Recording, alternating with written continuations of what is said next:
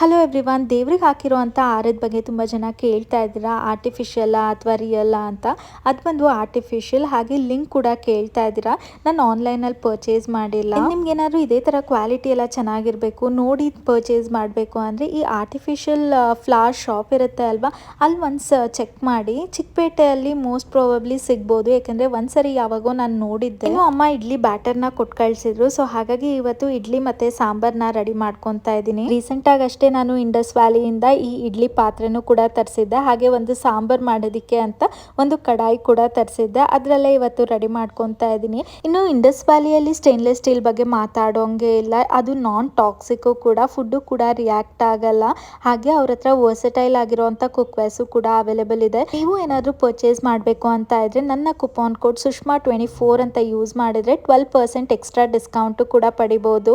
Link ಬೇಕು ಅಂದರೆ link ಅಂತ ಕಮೆಂಟ್ ಮಾಡಿ.